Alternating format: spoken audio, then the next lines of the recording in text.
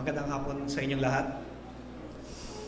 Ang DSWD bilang lead implementer ng Social Amelioration Program ay sunod sa Republic Act 11469 o ang Bayanihan to Heal as One ay humaharap sa inyo upang ipabahagi ang mga updates tungkol sa pagbibigay ng emergency subsidy para sa 18 milyong low-income families sa ilalim ng Bayanihan Fund, tulong laban sa COVID-19. Una sa lahat, kinikilala ng DSWD ang napakalaking ambag ng mga lokal na pamahalaan sa pagtugon sa pangangailangan ng kanilang nasasakupan. Katuwang natin sila sa pagsulong at pagprotekta ng interes at kapakanan ng taong bayan, lalong-lalo na ang lubos na nangangailangan. Hindi madali ang hamon na hinaharap natin sa panahon na ito, kung kaya ay ganap na naunawaan ng DSWD ang kagyat na magbigay ng agarang tulong sa ating mga kababayan na naapektuhan ng krisis na dulot ng COVID-19. Sa gitna ng matinding banta sa kalusugan, ang DSWD ay handa na magbigay ng maagap at mapagkalingang serbisyong walang puwang sa katiwalian at patas na pagtrato sa komunidad. Ang Angels in Red Vest ay muling nagpapadama ng mahabagin at nakatuong serbisyo upang ang ating mga kababayan na lubos na naapektuhan ng krisis ay mabigyan ng sapat na tulong at maitawid ang kanilang pangunahing pangangailangan sa bawat araw. Mangyaring hayaan niyo po ako na ibahagi ang mga nagawa ng DSWD hinggil sa Social Amelioration Program at sa pagpapahatid ng tulong sa ating mga kababayan na mahihirap, vulnerable at marginalized. Nais naming ipabatid na April 2, 2020, natanggap ng DSWD ang pondo na 100 bilyong piso mula sa Department of Budget and Management. Sa loob ng 24 oras, nakapag-download po ang DSWD ng 80 bilyong pondo sa lahat ng kanilang field offices. Kasama na dito ang BARM para sa emergency assistance ng mga non-for-peace low-income families. Gayon din, mula April 3 hanggang 5 ay naipamigay ng ahensya ang subsidiya para sa higit 3.7 milyong pamilya na kabilang sa Pantawid Pamilyang Pilipino Program. Umabot sa 16.3 billion ang halaga na naipamahaging subsidiya para sa kanila. As of April 13, 12 noon ngayon, may 77,244 low-income, non-for-peace families mula sa iba't ibang rehiyon ang nakatanggap ng ayuda na nagkakahalaga ng mahigit 424 billion pesos. Alinsunod nito, meron na rin po tayong 48 billion pesos na nai-transfer na po natin sa local government unit, social welfare development offices at 800 million pesos para sa BARM.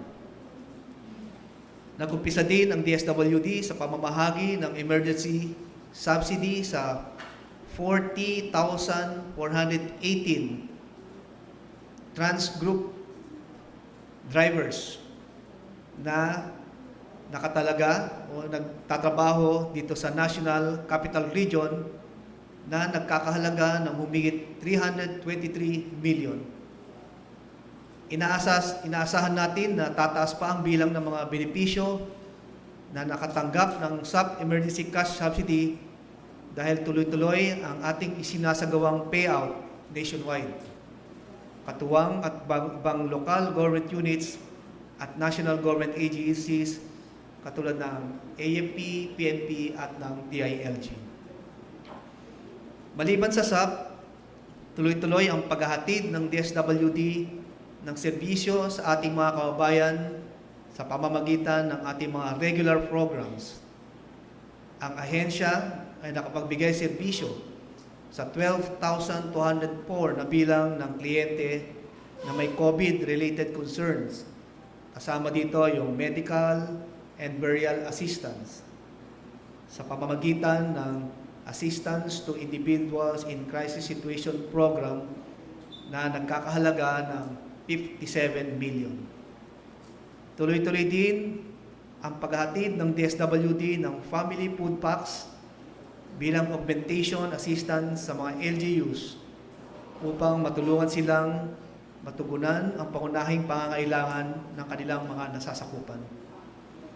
Nakapaghatid na ang DSWD ng 368,538 family food packs sa 12 rehiyon ng ating bansa. Bagamat may mga pagsubok na ating kinakaharap, atin itong agarang tinutugunan upang ang serbisyo ay mapagpapahatid ng tulong ay hindi maantala. Dumudulog kami ng kooperasyon at pag-unawa mula sa publiko. Ang pakikipagtulungan at pagdadamayan ng lahat ng sektor ng lipunan ay hinihikayat upang masiguro na ang serbisyo sa mga nangangailangan nating kababayan ay maihatid sa pinakamabilis na pamaraan. Ipamalas natin ang sama-sama ang tunay na konsepto ng bayanihan. Maraming pong salamat. Sir, we'll proceed to the question and answer portion. Sir, unang tanong, ang Social Amelioration Program po ba para kanino ito? Ang Social Amelioration Program ay para to sa mga low-income families. No? Ulitin ko ito ay para sa pamilya at hindi sa individual. Naglalayong mapagaan ang epekto sa lipunan at kabuhayan na umiiral ng enhanced community quarantine bunsod ng COVID-19 health crisis.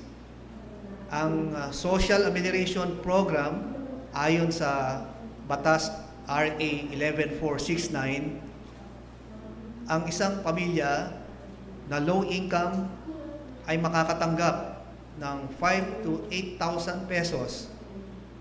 Ito yung para sa 18 milyong low income families na ibibigay ng DSWD sa ilalim ng AIX. So, ang basihan ng 5 to 8,000 ay related to sa minimum wage rate sa isang rehiyon. Sir, para kanino naman po yung 4Ps? Ang 4Ps, ito yung sinasabi nating mga benepisyaryo, yung mga nilalaanan natin ng mga poorest of the poor para sa kanilang kalusugan at edukasyon. No? Meron kaming listahan, validated, credible listahan, dahil ito ay binibigyan namin ng ayuda bawat buwan. Sa ngayon, ang miyembro ng 4Ps ay 4.2 beneficiaries at kasama sila sa makakatanggap ng Social Amelioration Program. Kung bibigyan natin ng ehemplo, sa NCR, kung ang ayuda na matatanggap nila ay 8,000, bali ang mangyayari doon, yung unang grants na tinatanggap nila per month, which is 1,350, ay ibabawas na po yun. Kaya ang top up na matatanggap nila ay aabot sa 6,650. So kung i-add natin yung grants na tinatanggap nila per month, plus 6,650 ay aabot po ito ng 8,000. So sabi ko kanina, bawat rehiyon ay iba't iba ang subsidy na matatanggap nila. Susunod na tanong, sino po ang makakatanggap ng Social Amelioration Program? Ano ang kwalifikasyon? Ang mga target na benepisyaryo ng Emergency Cash Subsidy sa ilalim ng Social Amelioration Program ng government ay, sabi ko kanina, pamilya na kabilang sa mga mahirap. Ito yung mga low-income families Kasama na dito yung mga vulnerable sector, ito yung senior citizen, solo parents, at yung mga PWDs, no? Okay. Isa pang tanong, sir, paano kung nasa dalawang kategorya yung beneficiaryo, nasa 4Ps din? Ang mga 4Ps beneficiaries ay kabilang sa, sabi ko nga, 18 million low-income families na kasama na mabibigyan ng emergency cash subsidy.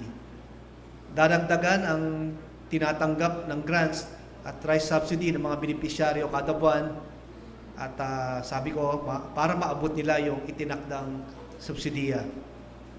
Iniiwasan natin dito yung duplikasyon, kaya yung listahan na maaaring ibigay ng LGU ay kino-cross-check namin yan sa listahan ng 4Ps para hindi po magkaroon ng duplikasyon. Isa pang tanong, sir, paano raw po kung nasa dalawang listahan? For example, nakalista sa dalawang barangay yung beneficiaryo. Ayon po sa ating guidelines ay isang beses lamang po sila makakatanggap ng ayuda. Kaya kung sa isang barangay ay nakatanggap na sila ng social amelioration program at na cross-check, na validate na meron na naman silang ibang pangalan sa isang barangay, definitely yung isang ayuda lang ang kanilang matatanggap. Kaya nga, ganito ka-importante yung social amelioration card form na kailangan fill-upan ng mga target beneficiary sa isang munisipyo.